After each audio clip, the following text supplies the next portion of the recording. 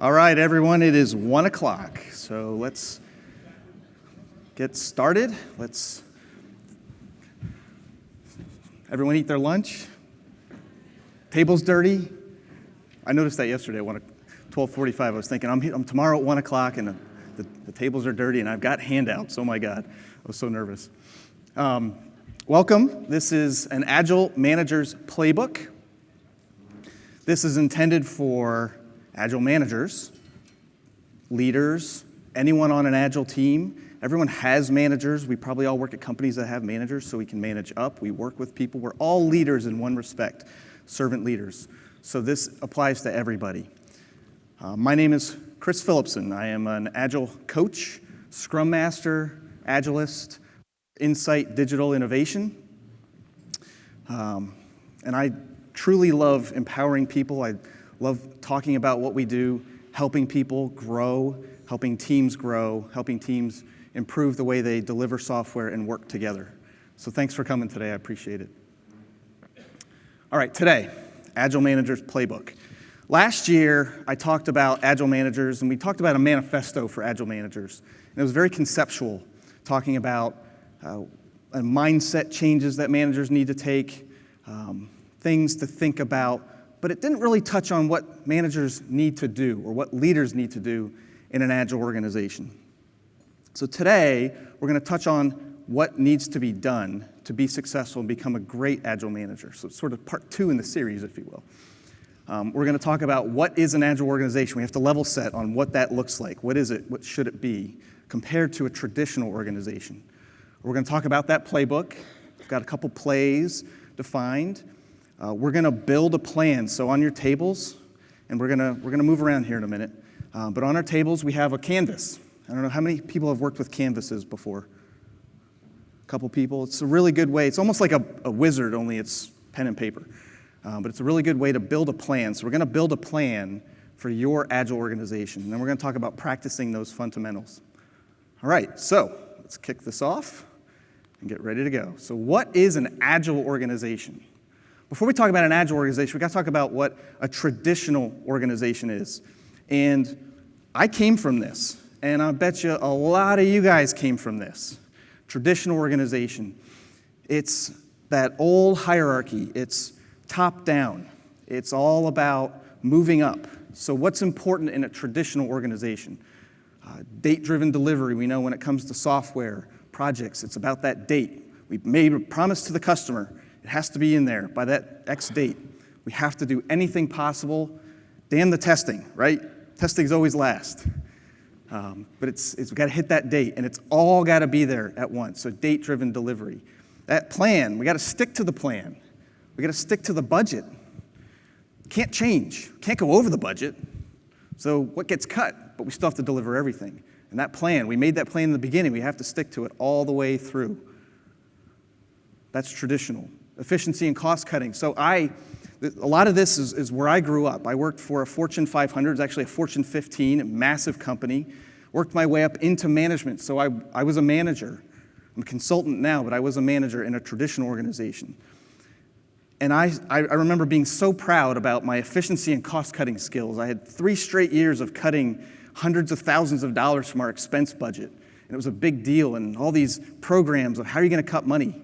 I'm at a client where it's an important thing as well. Currently, it's cutting costs, being efficient. That's a really big deal. I had a huge part in my resume. I think one year I got $450,000 of indirect non-spend of expense. It was amazing. I was so happy with myself. But that was really, really important back then. All right, what else? Documenting everything. Have to have requirements, have to have design, architecture. Got to document it, big time document before we even get started. Everything needs to be documented. Tons of time in that. Then we get into career. You have the leadership title ladder. I want to be a director. I was a manager. I wanted nothing more than being a director. I have no idea why. I still don't know why I wanted to be a director. It's a terrible job. So much pressure. But I wanted to be a director. I wanted to be a VP. I wanted the corner office. It's the corner office dream. I just wanted a place with a window, actually, at that company, but that's all I asked for. But really, it was about title and hierarchy and moving up. So really wanted that. Delegation and assignments. I actually took a training as a manager, how to delegate. I can't believe they had that at the time. I learned how to delegate. I was talking with some friends last night. What kind of training was that? Well, it was all the work that I had to do, and I had to figure out how to get my people to do it for me. And that's how I was taught to delegate. What's important? Well, if this is important for the organization, then you need to do this, and then you need to do this, and put it in a way that it helped build their career. I don't know how that works, but it did. So delegation, assigning work. I know all the work that had to happen. I was the manager. My team needed to do that work. I knew it all, right? Tools and process. I have another good story in management. I led a group to bring in a vendor. It was a vendor that was going to bring in new tools and process. That's all we were doing. A vendor to bring in new tools and new process. Just didn't make sense now, but you think about it back then, it was very important. And then performance. Grading performance is all individual, and a lot of companies still do this, but it's individual performance. What did you do in the last year? What accomplishments have you had? How did you rate towards your goals individually? And then pit everyone against each other, force ranking, all that kind of stuff. Let's look at an Agile organization. Now, this is very, very different. This isn't new. We're at an Agile conference, right? But we need to review this. We need to know that we're turning everything on its head. Value drives work, nothing else. In an Agile organization, value to the customer, value to the business, value is what drives our work. It's the number one goal or the number one value in the Agile manifesto, or the principle, right? Number one principle, value drives work. Not dates, not promises, not budget, value. We don't spend money if it's going to bring value. We respond to change. We don't stick to that plan. We respond to change. If we're Scrum, we can put it in the backlog, bring it to the next sprint. If we're Kanban, it just goes in the backlog and then in the queue when it's ready, so on and so forth. We respond to change quickly. It's not something that throws us for a loop. Innovation. We celebrate innovation. We spend money on innovation because we know innovation will drive more value. It's a really big thing. We build time to feed that innovation. Conversing with people. So we're not going to document everything. We're actually going to talk to people. Really important. Another manifesto value, another principle behind Agile is conversing, actually talking to people. A lot of times, a 5-minute conversation can beget a 3-week email strain. And a lot of pressure and stress that comes from that email, that thread. It's crazy. So 5 minutes can fix it a lot of times. Empowering teams. This is hard to just say, how do you empower a team? But teams that are empowered are teams that understand what the work is and can do the work and are trusted to create a solution and do that work. So there's no more delegating assignments because we have a goal. We tell the teams what the goal is. The teams can figure it out because they're professionals and they're awesome at it. So we empower those teams. And those teams then self-organize around that work. They figure out how to take care of it themselves if we've built the right team, right? They work with the customers, that conversation again, customer collaboration. Working software, number one. Can't say it enough times. Working software, value, number one. And then finally, in an Agile organization, is what really throws a lot of people for a loop. We don't monitor people's performance or rate people's performance individually anymore. It's about a team. How well is a team working together? Because when the team works well together, they deliver value, and we all succeed. So the focus needs to be on that team. So I told you I was a manager in a traditional organization. I know exactly what that's like. But I was also a manager in an Agile organization. And I had to learn how to make that switch from traditional thinking to Agile thinking. And I know a lot of it was here for me. Whoops, that's my microphone. A lot of it was here in my heart. But there was a lot of actions and a lot of ways I was trained. So for us, who learned and were trained in a traditional organization, when we're in a new organization that's an Agile organization, we don't know what to do sometimes. And what do we do when we don't know what to do? We fall back on what we learned and what we taught and what's comfortable. And what was comfortable for me and what's comfortable for a lot of us is what's in that traditional column, because that's how I was taught. I had great mentors. I had great leaders I learned from. But that's all I knew. So I fell back into those old habits. Even when I was a manager in an Agile organization, I look back now and I cringe at some of the behaviors that I had and some of the actions I took, because it's what I knew and what I was comfortable with when I didn't know what to do. And you're stressed out, you're just going to do what's easy. And that was what we learned. How many of us grew up in a traditional organization? Almost everybody. How many grew up in an Agile organization? Good for you guys. I'm jealous. That manager is caught in the middle.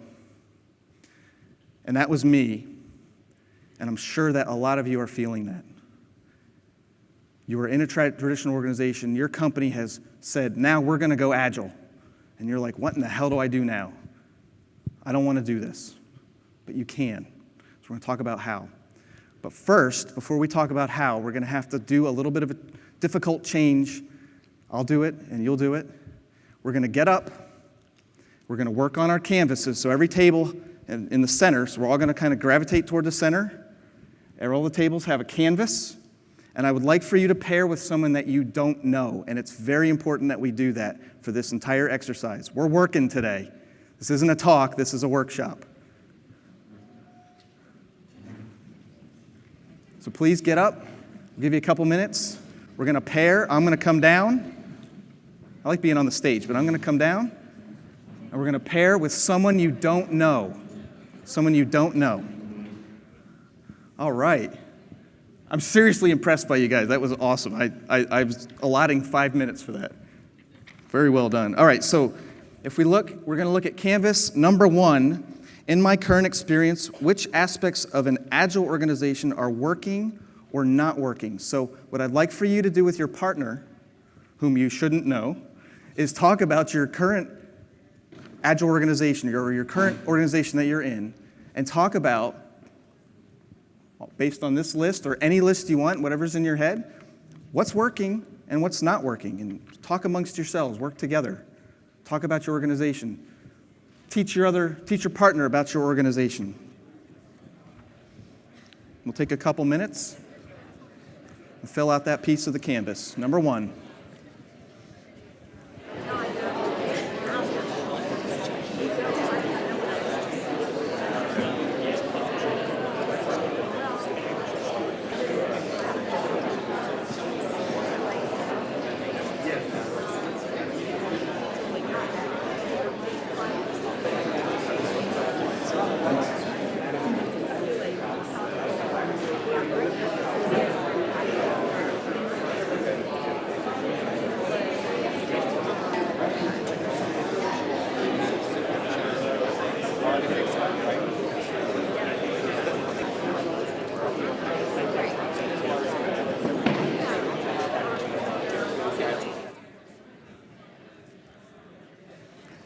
All right, everyone, let's wrap up our conversations. Sounds like you guys could talk for hours. Maybe we should make this a 4-hour workshop. So how did it feel to have to get up and pair with someone you don't know? Was that difficult? Was that uncomfortable? You're at a conference with your friends. Was that not fun? Or was it fun? I see a lot of thumbs up, I see a lot of nodding. It's a good thing. We can network, we meet new people, but you can explain and teach someone about your organization and talk about where you come from. And that's a fun thing. Did we learn a lot? We're just level setting at this point. All right. Let's move on. So what is or isn't working for our Agile organization? I'm going to change gears a little bit. So we're here at OSU. We're at the union. I want to talk about an organization that has had a lot of success. Now, I promise you this is not about football. Don't worry. But it's an example. So we're going to talk about the OSU football program. We're here, why not? So in 2011, they had a terrible season. They were an awful team. One coach had left. They were in an interim. They had no idea what was going on. They had a losing record, which doesn't happen for Ohio State. Losing record for the season. They lost their last 4 games, so they totally fell apart at the end of the year. We're not a team. We're not playing together. Somehow they got into a bowl. They lost the bowl. They were at the bottom of the Big Ten. Just a terrible team, terrible situation. And in 2012, they hired a leader, and that was Urban Meyer.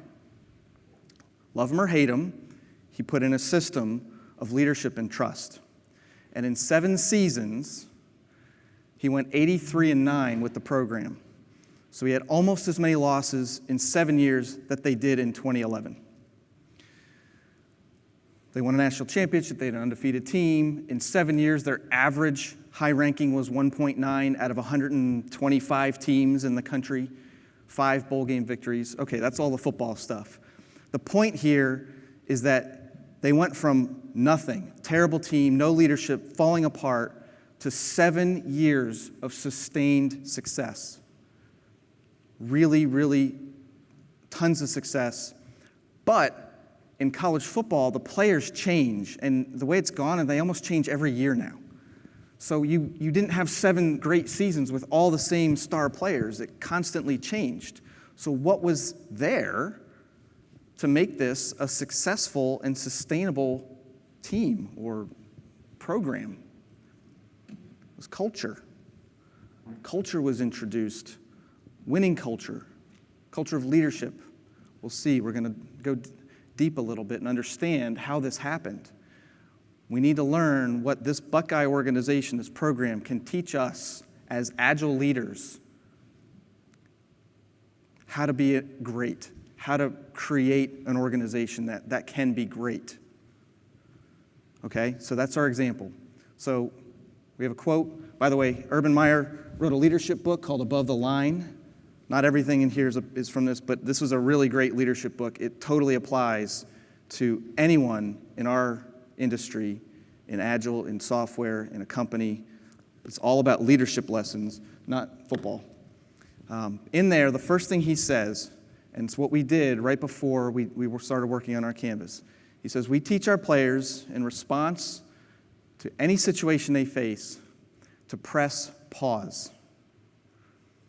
So something happens, instead of reacting immediately, you take that big step back, you press pause, and you deliberately think about what your next actions should be.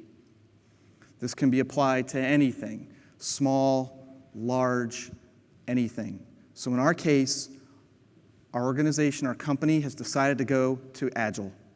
We were traditional.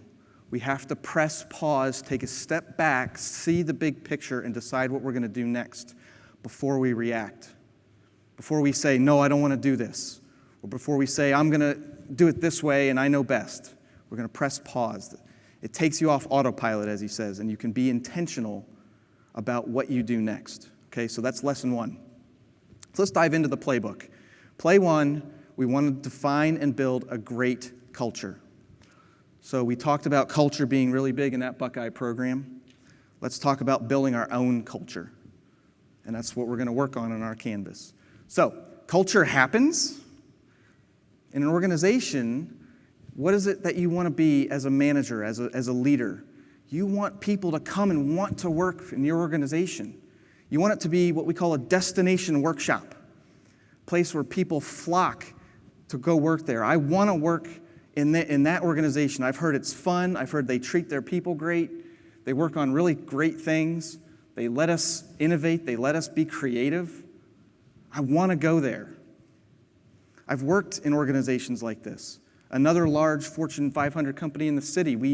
I was a manager, I was a leader, and we were able to create a set of teams in our department, our organization, where teams had all their different identities. And they were truly had their own identities. And people wanted to go work for one of these other teams. Like, we got people from all over the company to want to join our area because they heard it was fun, it was great.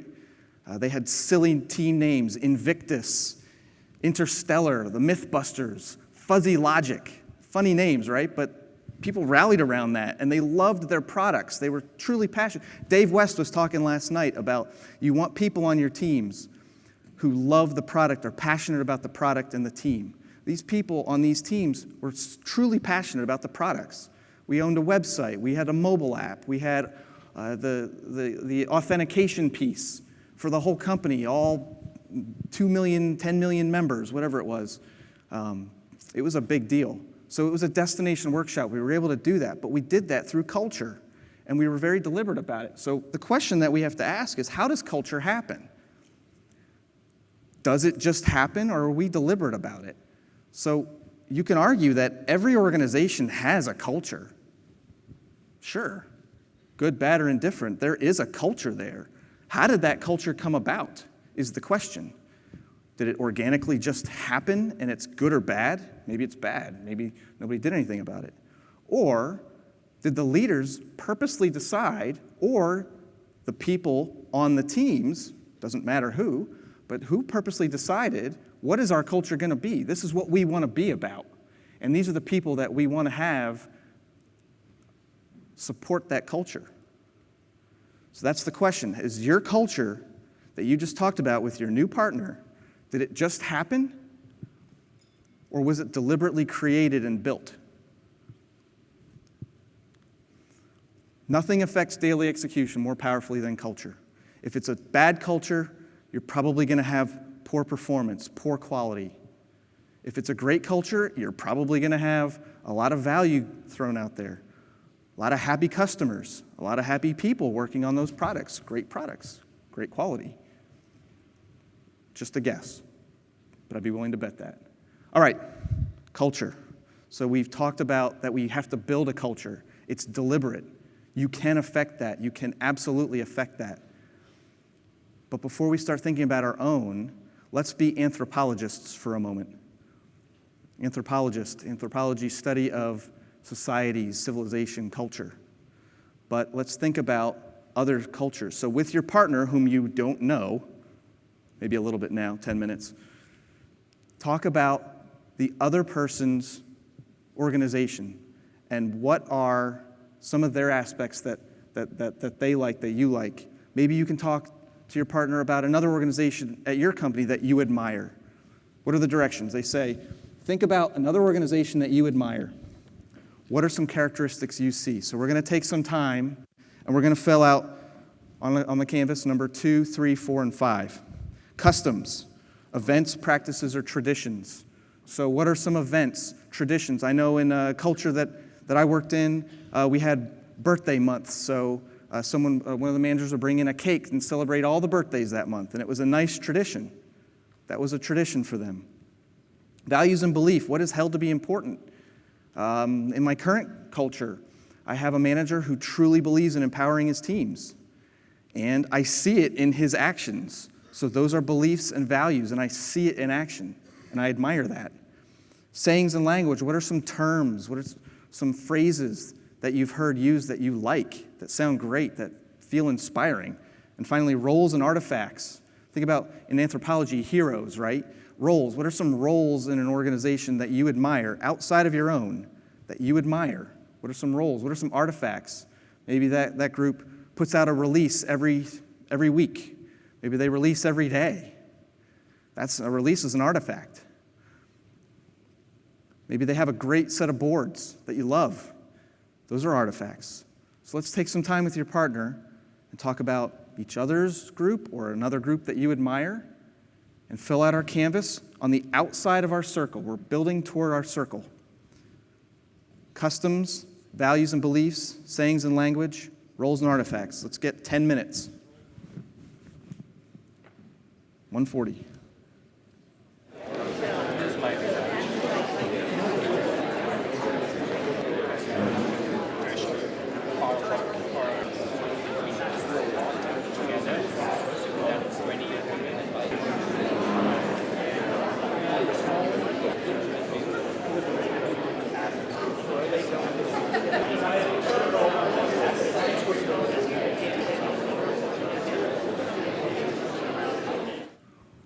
I'd like to hear about some of the things that we admire in other organizations.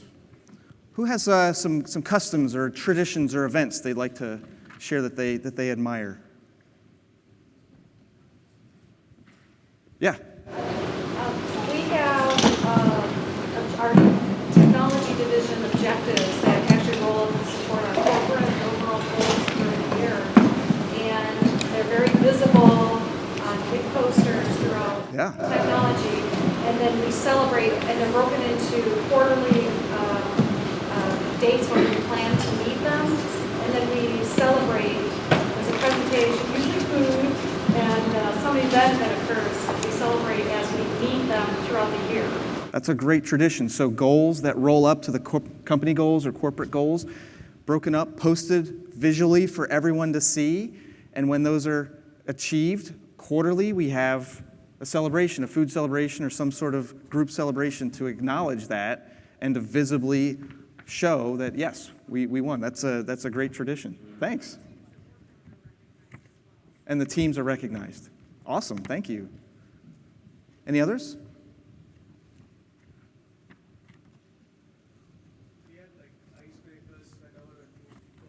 Icebreakers when a new person joins to get to know them and the team can kind of bond that way. That's a great tradition.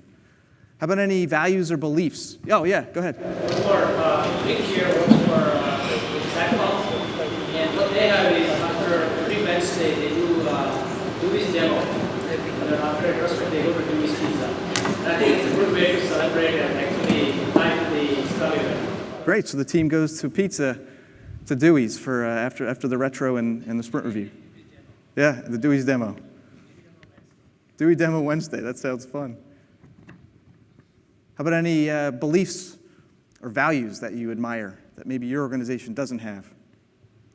Yeah. So they talk and I saw they are very what's the team education, like if you want some more education, if you want to go to different conference to get that knowledge. So yeah, I think that my software can do. So really offering the opportunity for education conferences, and you'd like to see that. Awesome. That's a good value to have. Any sayings, terms, phrases that you like? Maybe people post up there.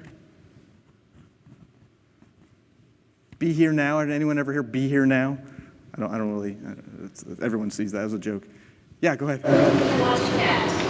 What was that? Watch cat. Fortune cat? I can't hear. It's too far. Do what you can. That's inspiring. I'm not repeating that. At least it's not get her done. Roles, artifacts that you've seen? Yeah.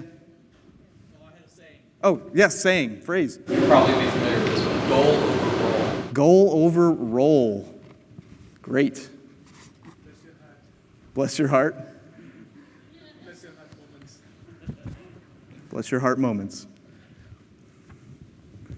All right. Thanks for taking the time to do that. That allows us to see how other organizations are, or we learn from other organizations, things that we like. Maybe we can incorporate those items, those values in what we do in our culture. All right, so moving along. So the manager, you're in this culture, you know there has to be a culture change, but you're still not sure what you need to do. What do I have to do? I'm confused. Well, what I see all too often and what I hear all too often is that there needs to be a mindset shift. You got to get out of the weeds. And sometimes I say, you got to get out of the way. The manager needs to get out of the way. So stop focusing on the details. The manager in an agile organization is not responsible for the delivery, not responsible for coming up with the solution. Those details are not the responsibility. They're accountable, but there's a big difference between accountability and responsibility. They're not the ones doing it, so don't focus on it. Instead, that manager needs to focus on the people, focus on their development, help them grow, help them build a development plan that means something to them, that will inspire your team members to really dive into and truly show some growth. And then one that I always feel is missed, and when I was a manager, I spent a lot of time doing, was working with people on their confidence, because almost everybody is capable who has the job, is in the industry. What holds people back is confidence. And I see it all too often. People are afraid to take that certification test because they, quote unquote, are bad at tests. That's a confidence issue. Maybe they are afraid to open their mouth and speak about a possible solution or ideas they have. Maybe it's this introverted, extroverted fight we always talk about. People just need a shot of confidence, and they can meet their potential. What are we as managers? We're coaches. And coaches are people who aspire to bring the best out in the people they coach. That's what a coach does. It doesn't tell people what to do. It inspires people to be their best, to bring that out. Confidence is a huge part of that, and I feel like it's missed, so I wanted to make sure we talked about it today. So helping develop and grow their confidence. By doing this, you're empowering people to do the work. You've gotten away from the details. You've gotten away from feeling like you have to come up with the solution, because no, the team has people on it who can come up with that solution. The leaders need to come up with the goals. Goal over role. You present a goal, you present a vision, and the teams are empowered, need to be empowered to meet that goal and vision. However they need to do that, you empower them to do it because they're professionals. They're good at their jobs. You hired them to do a job, let them do that job. Don't get in their way, get out of their way, get out of the weeds. All this leads to one thing, and it's the phrase that I'd like for you to walk away with. The manager's job is to create an amazing environment in which to work. If you have done that, then you are creating a destination workshop where people, good people, amazing developers, amazing architects, doesn't matter their role, they want to come and work for you, for your organization, on your products, because it's a great environment in which to work. That's really what people want. There's a lot of things that motivate us, but that is a really, really big one. Create that environment that's amazing to work in. Not doing the work, let them do that work. Okay, so we've reached an important part on our canvas. The middle circle, we're bringing it in. We've looked at what isn't working, what is working. We've talked about organizations outside of ours, things that they do that we admire. And now's our chance to build a plan. What is our culture? That if we could make our culture, if we had that ability, what are some of the values that we want in our organization with our Agile mindset? That's the middle circle, number 6. That's your job right now. Work with your partner, and let's come up with what your culture could look like.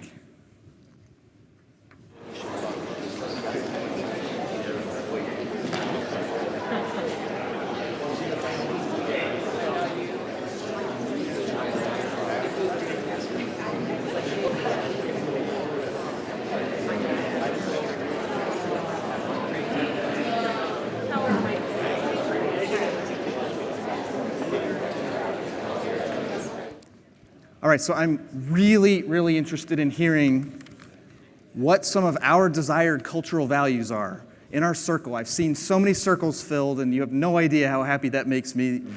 That's awesome, but I really would love to hear what are some of our cultural values that you guys came up with for your own organization. Yeah?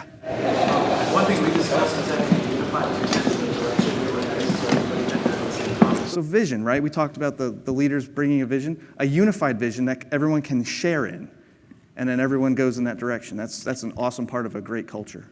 Yeah? 32-hour work weeks. 32-hour work weeks may not be achievable for all companies. It's true about people thinking that they work 80 hours, like 30%. I've worked for companies that actually have 38.75-hour weeks, believe it or not, but that's a good goal.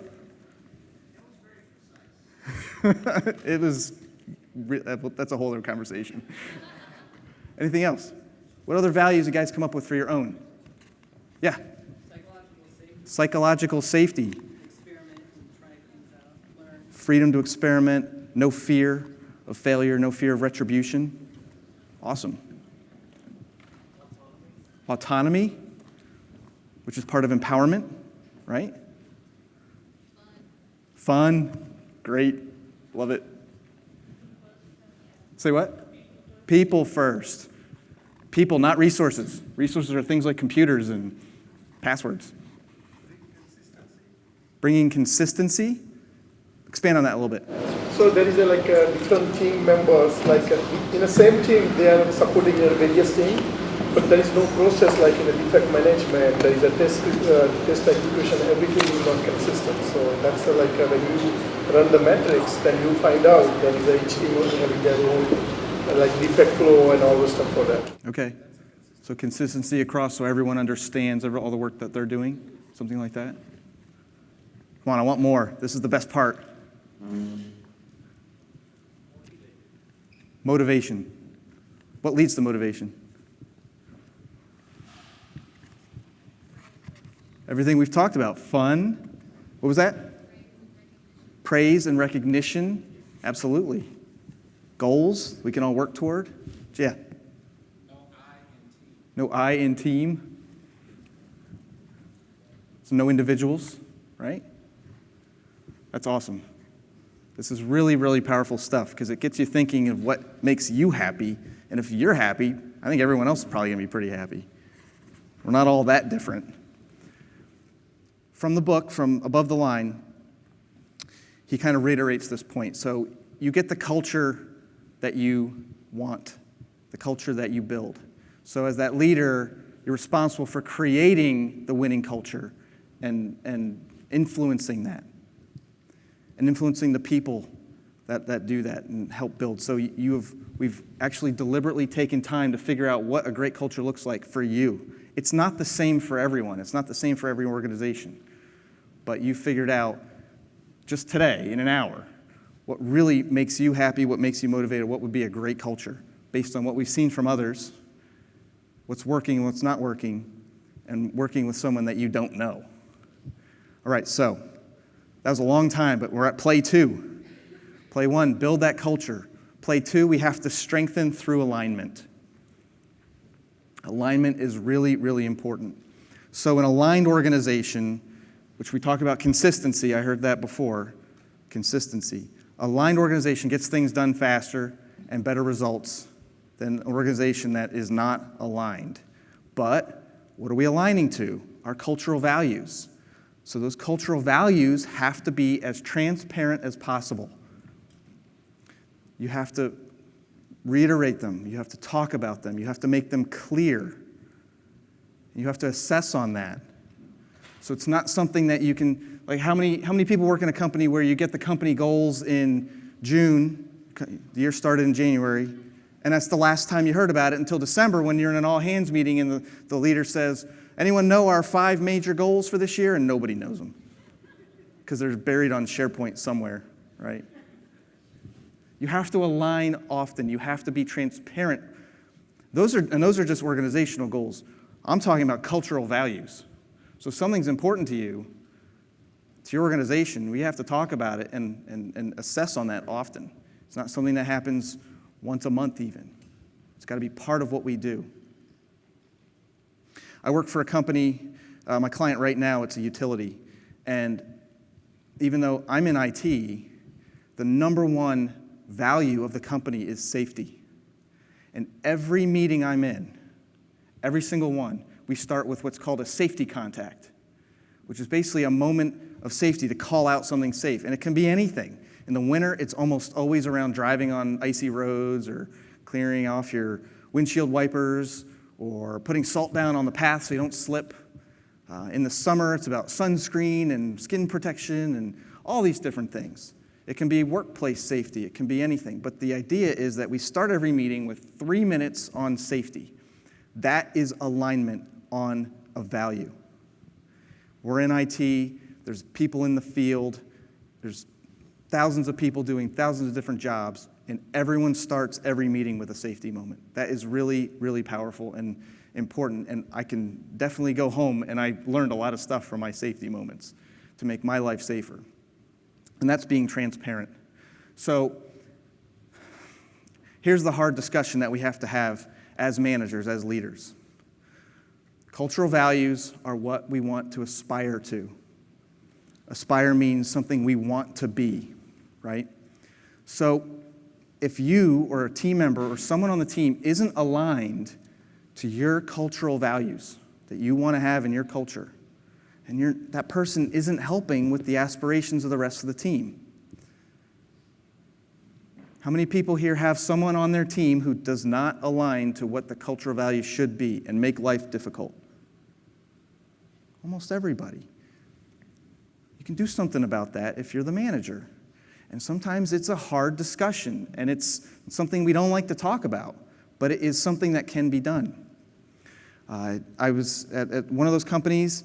I took over a team, and we'll call it the C team. And I tried to coach them to be the A team. Sometimes you can't coach the C team to be the A team. You have to bring in the A team. It's something you have to be honest with yourself about as a leader. You have to have people in your organization who help you align to your culture. Okay. That's a difficult discussion aside. Let's talk about Buckeye program, the success they had. They have a great culture, but we haven't talked about them much. How did they have that great culture? Well, they aligned. They aligned on their core beliefs. They aligned on their values. So this is their values, Buckeye program core beliefs: relentless effort, competitive excellence. They're a sports team, they got to be competitive. Power of the unit. They broke their team up into smaller teams, units. We can think of those as scrum teams, maybe. But those are their values. Those aren't our values. And that's okay, because it's a totally different organization.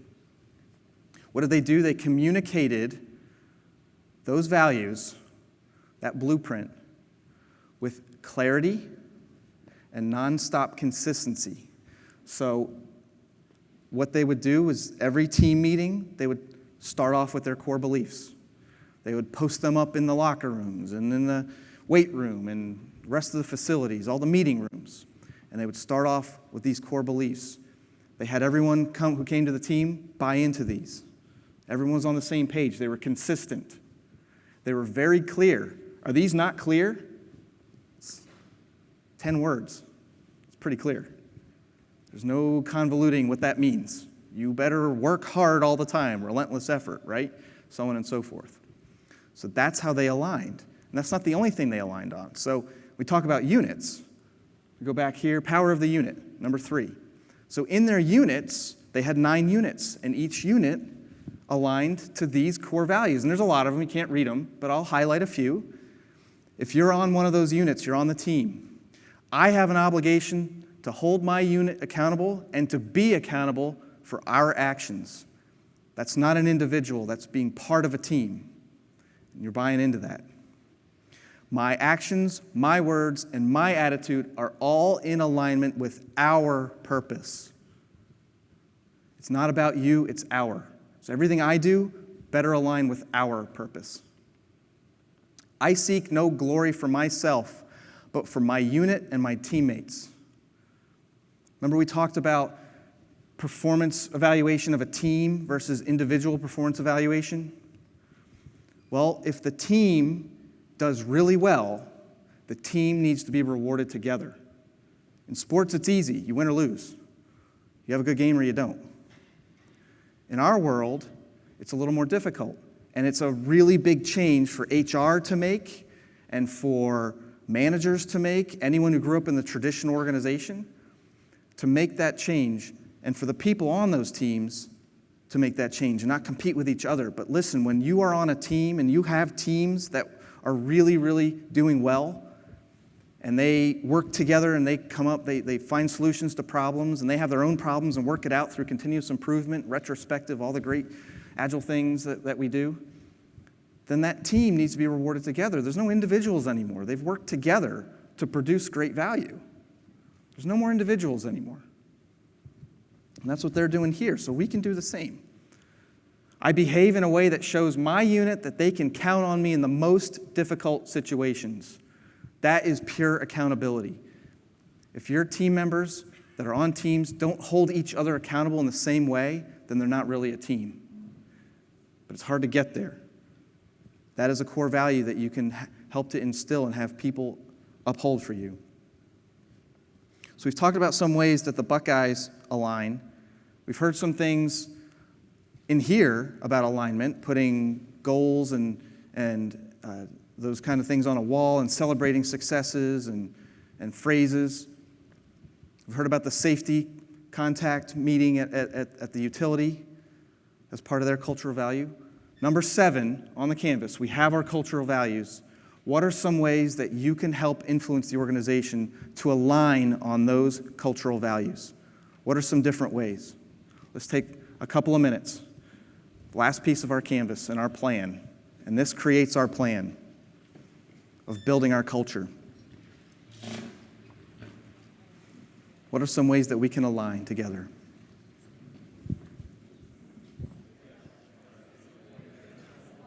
All right, everyone, we're going to move on to play 3. Play 3. We've built our plan, we have our canvas, we have our values, we know how we're going to align. It's a pretty good plan for a little over an hour. Now we're going to take a step back. We're going to stop thinking about our teams. We're going to stop thinking about other people. And we have to, as servant leaders, we owe it to ourselves to take some time for ourselves and understand who we are as leaders. So play 3 is understand or identify my leadership principles. Okay, so 10 years ago, I worked at that Fortune 15 large traditional company. I was a manager. I told you I had some great mentors. I had a director. He was an incredible guy, great boss, super traditional, a little bit unpolished. He was kind of super unpolished, and it probably held him back. But I was in his office. We had a one-on-one, and he had to leave. And I was finishing up something in there. And as I was walking out, by the door, there was a sticky note. And it was this sticky note. I took a picture. This is from, well, it was 9 years ago. It was May of 2010. And it was right by his door for all to see, which was very unusual back in those days because everything was hidden, right? There's no transparency. He had it up there. It was his Leadship Principles. I told you he was unpolished. Great guy, not polished. So his Leadership Principles, I read them, and they were exactly who he is. Be true to myself. He was as genuine as it got.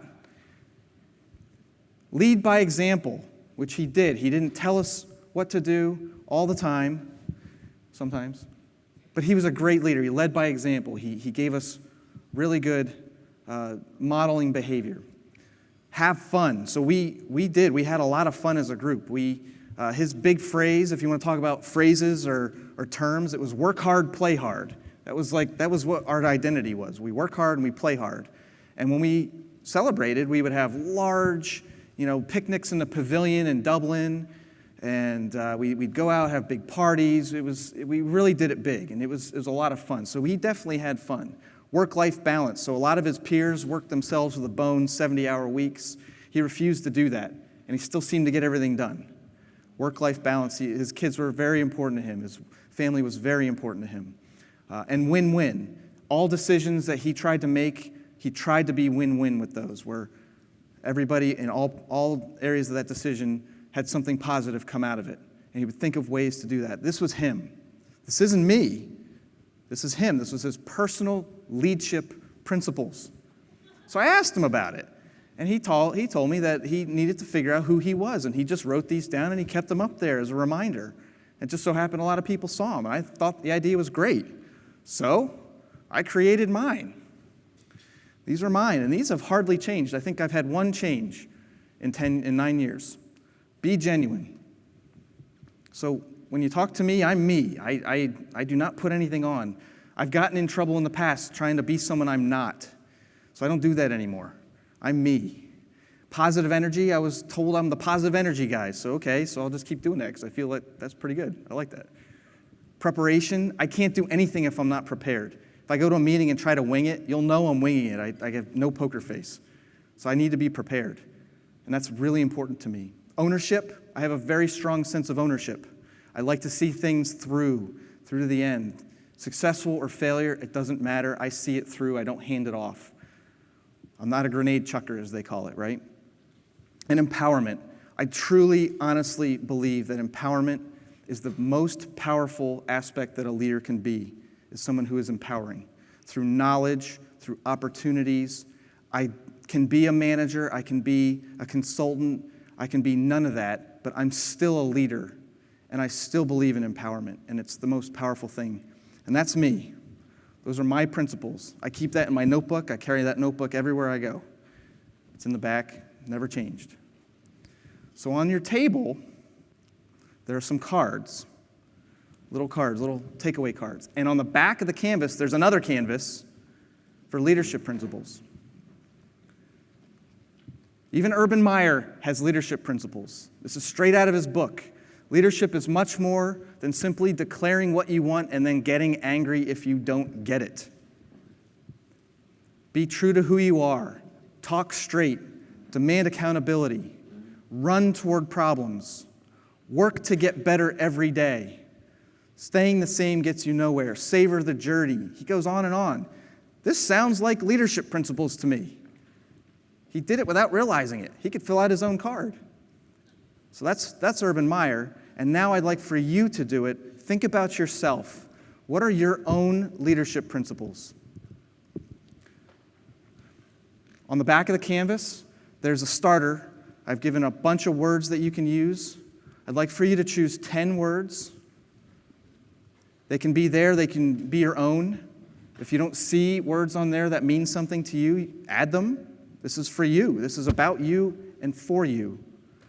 And then narrow down to your top 3 to 5 words that are the most important to who you are. And you have the card. On one side of the card are the plays for the playbook, for being a great Agile manager. And on the other side are your leadership principles. Write them down, take them with you. That's a takeaway. Let's take a little time and do that. I'll go back to mine for great inspiration.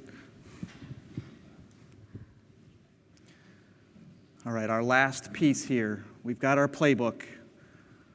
We've built our culture. We know how to align.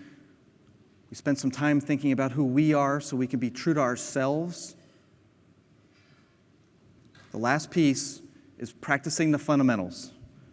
So these changes that you need to make, this is culture we're talking about. It's big. It can't happen overnight. It absolutely can't happen overnight. It could take years, but you keep at it. So what are some things you can do? We'll call these alignment exercises. Things to start doing. You take them one step at a time, and over a long period, you keep doing it. You change habits. You can change culture. Not overnight, but it takes time. Hold regular team meetings. You need to touch base with people. Have those conversations that we talk about. Be regular about it. One-on-ones, team meetings, staff meetings, any way that you can align on cultural values and anything else you need. But make sure you're having those meetings. Don't skip them. It seems obvious, but a lot of managers don't do it. Or they cut corners, or they just don't have time because there's too much work. We'll get to that in a second. Build in time for teams to practice continuous improvement. So we didn't hit on this, but this is really, really important. Too much work, you're going to have too much debt after that. You have to build in time. Whatever that means, you build in 1 day a month. You don't put the pressure on to get so much work done. Whatever it means, allow teams to truly take time to continuously improve. Allow people time to continuously improve. We heard earlier, coming to a conference or having training. Not all companies give us those opportunities, but it's really important. We'll never get better if we don't get training, if we don't have education, if we don't take time to continuously improve. You're all here. That's amazing. That's a great step. You've taken that time. The difficult conversation. Bring in people who will help you align to your cultural values. Have the courage to do that. If you don't, your culture will suffer. Guaranteed it will suffer. That confidence issue. Take time to help build confidence in your team members. Sometimes if they mess up, it's okay. What did you learn? I've heard of companies that if there's a failure, they celebrate the failure. That sounds like utopia to me because you're learning something from failure. It's not something to be scared of or something to be ashamed of. Take time to build confidence in your team members. And then staying current. Again, you're all here. There's plenty of reading you can do. It takes 5 minutes to read a great article sometimes. If you're lucky enough to have a community of people that shares knowledge, shares information, maybe you get on a chat, Slack or Teams or one of those chat channels. You read a great article, throw the link out for everyone else. If you're not on a chat channel, throw out the link on an email. People will appreciate that. It's really interesting to see what other people are reading and to share that knowledge. Empower others with knowledge. Remember empowerment? It's a big deal. These activities can become a new normal for you if you keep practicing them and keep it going.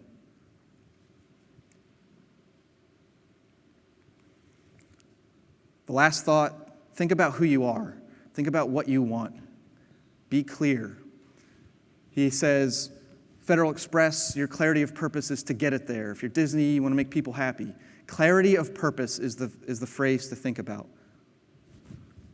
Think about who you are, what you want, what do you want your culture to be.